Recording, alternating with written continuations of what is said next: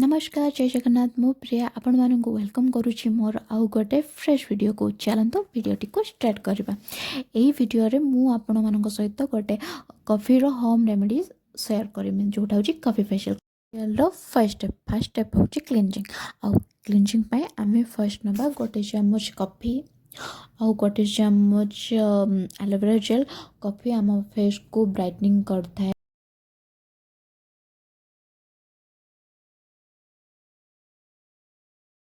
Coffee आउ aloe vera gel मु गोटे पेस्ट बनैली जो पेस्ट के मु मोर पूरा फेस रे लगेने फेस सहित नेक रे भी यूज करमी।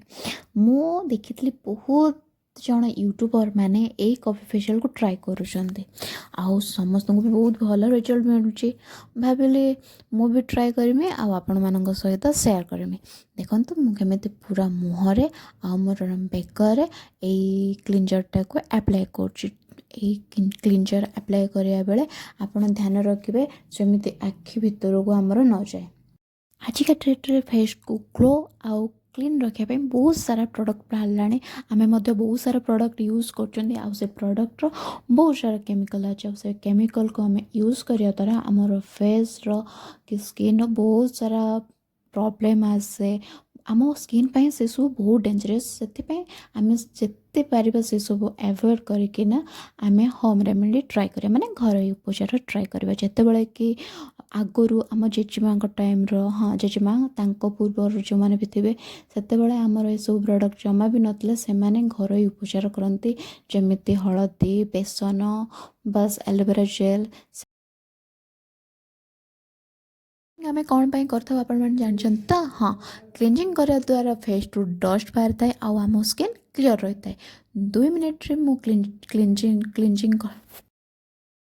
2 मिनिट मु क्लींजिंग कर सारा पर मु मो फेस को नॉर्मल वाटर धोई नौचे आपण मैंने देखते एबे मो फेस क्लीयर देखा ना। हाँ सेकेंड स्टेप हूँ स्क्रब करने आम मन को कौन यही स्क्रब पाए गोटे चामच कॉफी आउ विटामिन ई कैप्सूल बदल में आपण मैंने नड़िया तेल यूज करें जेहेतु मत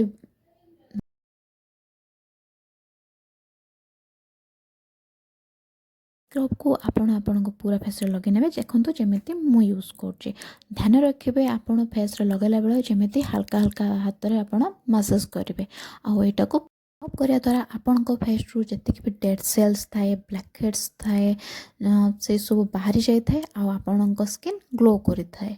हाँ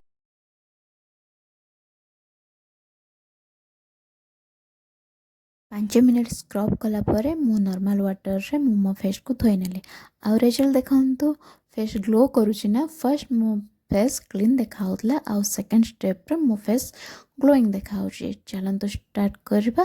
लास्ट स्टेप हूँ फेस पैक पाई आमको दरकार 2 चामच कॉफी आउ गोटे चामच दही आपण मैंने बेसन भी यूज करें मत जेहेतु मोर देह बहुत सारा खराब मुझे बेसन यूज करूना आपण मैंने विटामिन ई कैप्सूल ऐड करें आईटा गोटे स्मूथ पैक हो पैकटा को आपण पूरा फेस रे आ नेक रे लगे नेबे आईटा को पूरा ड्राई हवा पर्यंत रखु। ड्राई है आपण एटा को नॉर्मल वाटर धोई नेबे।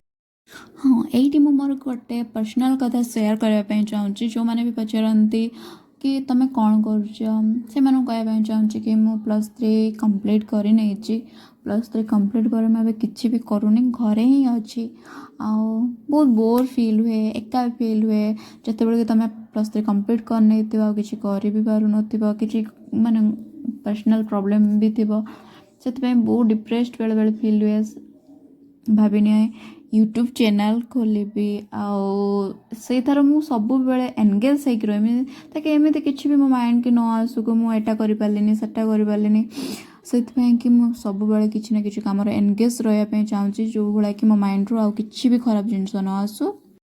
एमती भी यूट्यूब चैनल जो है मु खोली बहुत जन बहुत किसी कथा कहे तो छाड़ा लोक मैंने तो बहुत किसी कथा कहते बहुत पचर ही गपंती सामने किसी भी कही पारती जी जहाँ भी कहो मत किसी भी फरक पड़े से कि तुम्हें मैंने गप मु मोर यूट्यूब चैनल को ଗ୍ରୋ କରିବା ପାଇଁ ଚାହୁଁଛି। ଯଦି ଆପଣମାନେ ମୋତେ ଟିକେ ସପୋର୍ଟ କରିବେ ମୁଁ ଆପଣମାନଙ୍କ ସପୋର୍ଟରୁ ବହୁତ ଆଗକୁ ଯାଇପାରିବି। Thank you. ହଁ, ମୁଁ କଥା ହେଇକିନା ମୁଁ ପୁରା ଭୁଲି ଯାଇଛି କି ଫେସ୍ର ଯେଉଁ ଏଇଟା ମୁଁ ଲଗାଉଛି ଏଇଟା ଆପଣ ଧ୍ୟାନ ରଖିବେ। ଶୁଖିଲା ପରେ ହିଁ ଆପଣ ଏଟାକୁ ଧୋଇବେ, ନା କି ତା ପୂର୍ବରୁ ଧୋଇବେ, ନା କି ତାକୁ ଅଧିକ ଡ୍ରାଏ କରାଇଦେବେ। ମୁଁ ଏଟାକୁ ଡ୍ରାଏ ହେବା ପାଇଁ 20 ମିନିଟ୍ ଛାଡ଼ି ଦେଉଛି। ଆଉ ନିଜକୁ ହାଇଡ୍ରେଟ୍ ରଖିବା ପାଇଁ ମୁଁ ବହୁତ ସାରା ପାଣି ପିଏ, ସେଇଥିପାଇଁ ମୋ ଫେସ୍ ବହୁତ ଗ୍ଲୋ କରେ। ଚାଲନ୍ତୁ ଦେଖିବା ଫେସ୍ର ହାଲତ କ'ଣ ଅଛି। 20 ମିନିଟ୍ ପରେ ମୁଁ ଆପଣଙ୍କୁ ଦେଖାଉଛି ମୋ ଫେସ୍ର ହାଲତ କେମିତି କ'ଣ ଅଛି। 20 ମିନିଟ୍ ହେଇଗଲା ଆଉ ମୋ ଫେସ୍ ପୁରା ଡ୍ରାଏ ହେଇଯାଇଛି। ଯାଉଛି ଏବେ ନର୍ମାଲ୍ ୱାଟର୍ ଧୋଇ ନେବି। ଧୋଇଲା ପରେ ରେଜଲ୍ଟ ଦେଖନ୍ତୁ। ଏବେ ମୋ ଫେସ୍ ଗ୍ଲୋ, ସଫ୍ଟ ଆଉ ସାଇନ୍ କରୁଛି। ମୁଁ ଏଇଠି ମୋର ପୁରା ସ୍କିନ୍ କେୟାର ରୁଟିନ୍ କରୁଛି। ହେଉଛି ରୋଜସିପ୍ର ଗୋଟେ ସିରମ୍। ଏଇ ସିରମ୍ ୟୁଜ୍ କରିବା ଦ୍ୱାରା ଆମର କ'ଣ ହୁଏ କି ଯେଉଁ ବ୍ଲାକ୍ ସ୍ପଟ୍ ଅଛି, ମୋ ମୁହଁରେ ତ ଏବେ ବହୁତ ସାରା ବ୍ଲାକ୍ ସ୍ପଟ୍ ଅଛି, ଜଣା ବି ପଡ଼ୁନି ଏଠି, କିନ୍ତୁ ମୋ ମୁହଁର ବହୁତ ସାରା ବ୍ଲାକ୍ ସ୍ପଟ୍ ହେଇଯାଇଛି। ସେଥିପାଇଁକି ମୁଁ ବ୍ଲାକ୍ ସ୍ପଟ୍କୁ ହଟାଇବା ପାଇଁ ମୁଁ ଏଇ ରୋଜ୍ ସିରମ୍ଟା ଏଇ କିଛି ଦିନ ହେବ ଟ୍ରାଏ କରୁଛି। କିନ୍ତୁ ଏଇଟା ମାନେ ଲଗାଇଲା ପରେ ମୁହଁକୁ ବହୁତ ଡ୍ରାଏ କରିଦେଉଛି। ସେଥିପାଇଁ ଆପଣମାନେ ବହୁତ ସାରା ମଏଶ୍ଚରାଇଜର୍ ଲଗାଇବେ ତାକି ଯେଉଁଭଳିଆ ଫେସ୍ଟା ଡ୍ରାଏ ନ ହଉ। ଏଇ ଯେଉଁ ସିରମ୍ଟାକୁ 3ରୁ 4 ଡ୍ରପ୍ ନେବେ, ମାନେ 3ରୁ 4 ଡ୍ରପ୍ ନେଇକିନା ନିଜର ଫେସ୍ର ଆପ୍ଲାଏ କରିବେ ଆଉ ତାକୁ ମସାଜ ଦେବେ। ମସାଜ ଦେବା ଦ୍ୱାରା କ'ଣ ହୁଏ କି ଆମ ଫେସ୍ର ବ୍ଲଡ଼ ସର୍କୁଲେସନ୍ ଇମ୍ପ୍ରୁଭ୍ ହୁଏ। ଦେନ୍ ମୁଁ ୟୁଜ୍ କରୁଛି ଏଇଠି ମାମାଆର୍ଥର କୋଲ୍ଡ କ୍ରିମ୍ଟା। ଏଇ କୋଲ୍ଡ କ୍ରିମ୍ ମୋତେ ତ ବହୁତ ହି ଭଲ ଲାଗିଲା, କାହିଁକିନା ଏଇ କୋଲ୍ଡ କ୍ରିମ୍ ଲଗାଇବା ଦ୍ୱାରା ଆମର ଯେଉଁ ଡ୍ରାଇନେସ୍ଟା ପୁରା କମିଯାଇଥାଏ, ଫେସ୍ ଗ୍ଲୋ କରିଥାଏ ଆଉ ଫେସ୍କୁ ପୁରା ହାଇଡ୍ରେଟ୍ ହିଁ ରଖିଥାଏ। ଯେଉଁଭଳିଆ ଆମେ ପାଣି ପିଇବା ଦ୍ୱାରା ପୁରା ବଡ଼ି ହାଇଡ୍ରେଟ୍ ରହୁଛି, ସେଇଭଳିଆ ଏଇ ମାମାଆର୍ଥର ମଏଶ୍ଚରାଇଜର୍ଟା ପୁରା ଫେସ୍କୁ ହାଇଡ୍ରେଟ୍ ରଖିଥାଏ।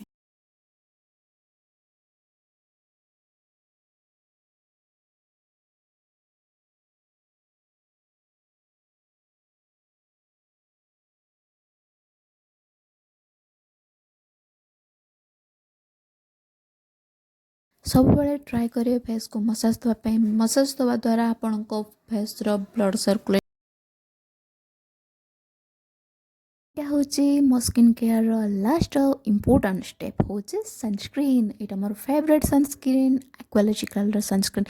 ଏଇ ସନସ୍କ୍ରିନ୍ ମୁଁ ଯେବେଠୁ ୟୁଜ୍ କରୁଛି, ସିରିୟସଲି କହୁଛି, ମୋତେ ଏଇ ସନସ୍କ୍ରିନ୍ ୟୁଜ୍ କଲା ପରେ ମୋ ଫେସ୍ର ଅଲଗା ପ୍ରକାର ଗ୍ଲୋ ଆସୁଛି ଆଉ ମୋର ଯେଉଁ ସନ୍ଟ୍ୟାନ୍ ଥିଲା ସେ ସବୁ ବି ରିମୁଭ୍ ହେଇସାରିଛି। ଆପଣମାନେ ବି ୟୁଜ୍ କରିପାରିବେ ଏଇ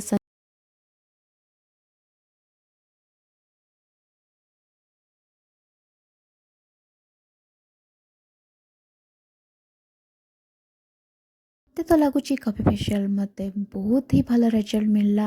ଆଉ ଆପଣମାନେ ବି ନିଜେ ଦେଖୁଛନ୍ତି ନା କେତେ ଭଲ ରେଜଲ୍ଟ ମିଳିଲା। ତ ଆପଣମାନେ ବି ଟ୍ରାଏ କରନ୍ତୁ। ଥ୍ୟାଙ୍କ ୟୁ ସୋ ମଚ୍ ମୋ ଭିଡ଼ିଓ ଦେଖିଥିବାରୁ।